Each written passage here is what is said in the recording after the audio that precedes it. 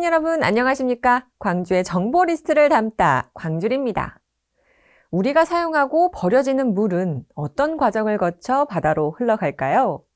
안정적인 하수 처리는 매우 중요한 문제인데요. 인구 증가와 지역 개발 사업 등에 맞춰 하수 처리량을 늘리고 꼼꼼한 하수 처리를 위해 힘을 쏟고 있는 이들을 정영주 기자가 만나봤습니다. 39만 광주 시민이 사용한 물, 어디로 모일까요? 오염된 생활하수를 처리해 깨끗한 물로 배출하는 이곳, 바로 경안 하수처리장입니다. 최근 안정적 하수처리를 위해 증설한 경안 공공하수처리 시설을 함께 살펴볼까요? 설거지를 하고 변기 물을 내리고 일상에서 사용하는 물이 하수도를 통해 하수처리장으로 들어오는데요. 광주시에서는 크고 작은 하수처리장이 모두 22곳이 있습니다. 그중 이곳 경안 하수처리장이 가장 큰 규모로 운영이 되고 있으며 하루 7만 1천 톤의 하수를 처리하고 있습니다. 광주시 인구가 늘어남에 따라 증가하는 하수 발생량에 맞춰 최근에 공공하수처리시설 증설을 완료해 운영 중입니다. 기존 1일 하수처리량 4만 톤에서 7만 1천 톤까지 효율적인 하수 처리가 가능하게 된 것입니다. 기존 하수처리 시설에서 오른편으로 증설된 모습이 한눈에 보이는데요.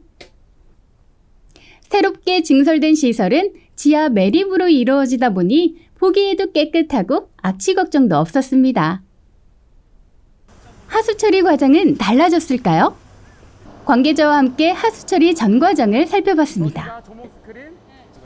하수가 제일 먼저 들어오는 침사지. 침사지는 컨베이어가 돌아가면서 협잡물을 걸러내주고 있었는데요. 이곳에서 모래와 비닐, 물티슈와 같은 이물질들이 걸러져 유입펌프 설비를 통해 하수가 1차 침전지로 보내지고 있었습니다.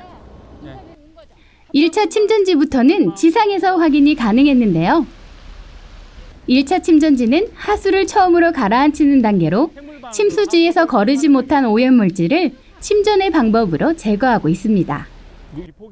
하수처리 과정에서 제일 중요한 단계는 바로 생물반응조라고 하는데요. 생물반응조란 하수에 공기를 불어넣어서 미생물을 배양해서 유입된 하수의 오염물질을 제거하는 설비입니다. 보이시나요? 카페라테 색은 미생물로 인해 보여지는 색인데요.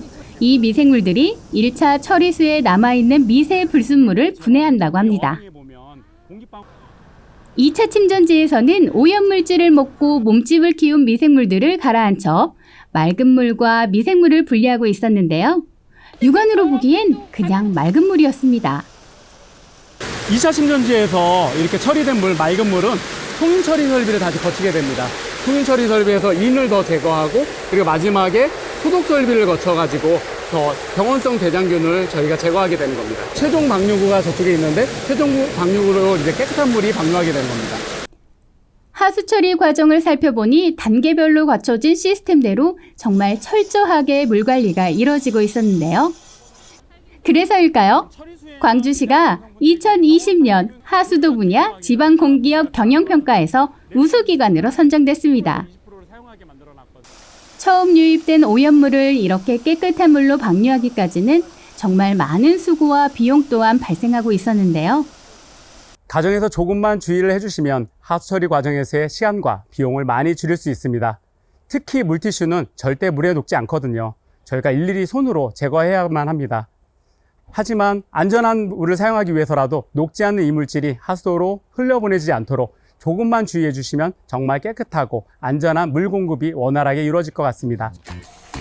생활하수로 내보낸 물은 없어지는 게 아니라 하수를 처리한 후 다시 우리가 사용할 물로 만들어지고 있습니다. 여러분들의 작은 실천이 안전한 물, 깨끗한 물을 공급받을 수 있는 시작이 됩니다.